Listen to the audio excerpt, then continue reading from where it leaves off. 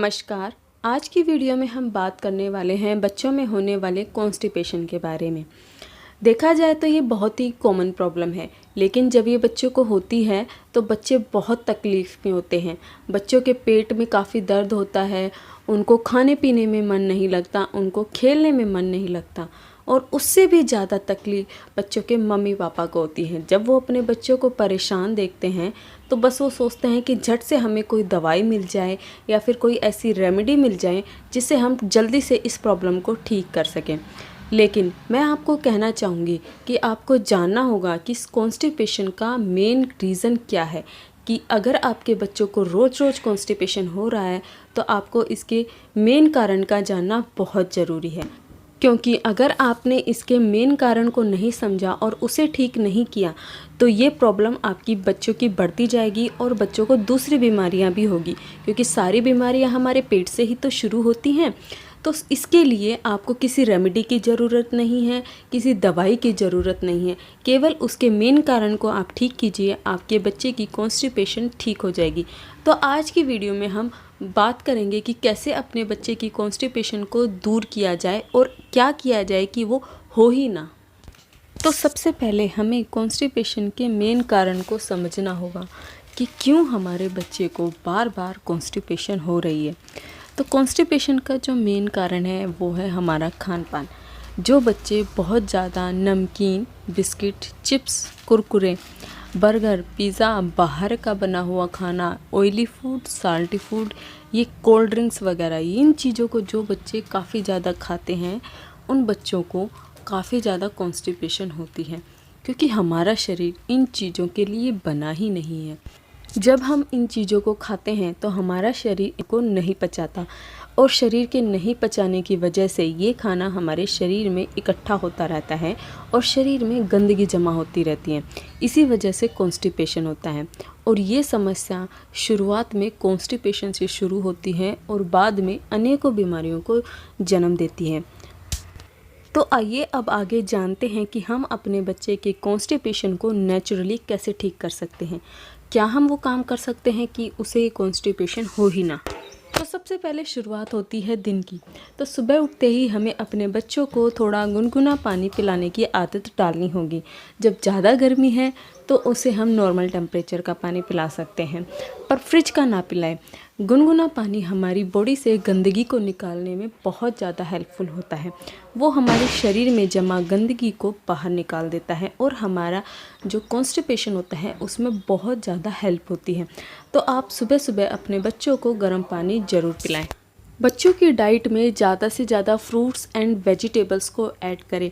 जैसे आप सुबह के टाइम उन्हें पपीता खिला सकते हैं, अमरूद खिला सकते हैं।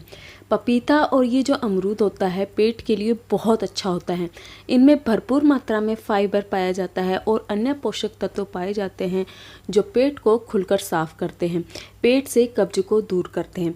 इसी तरीके से आप उन्हें केला खिला सकते हैं, दिन में उन्हें अंगूर खिला सकते हैं और भी सारे फल जो होते हैं वो आपके बच्चे की कॉन्स्टिपेशन को दूर करने में बहुत हेल्प रहते हैं। फ्रूट्स एंड वेजिटेबल्स को खाने से आपके बच्चे की हेल्थ तो अच्छी रहेगी ही, इसके साथ साथ आपके बच्चे की इम्यूनिटी भी बहुत अच्छी होगी। आपके बच्चे बहुत सारी बीमारियों से बच पाएंगे। फ्रूट्स के अलावा रेजिन्स यानी कि किशमिश, ये भी डाइजेशन को अच्छा रखने में बहुत हेल्प करती हैं। आप 5 से 6 किशमिश को रात को पानी में भिगोकर रख दीजिए और सुबह उठकर अपने बच्चे को वो किशमिश खिलाइए। इससे आपके बच्चे का डाइजेशन बहुत अच्छा होगा, उसको कॉन्स्टिपेशन में बहुत राहत मिलेगी।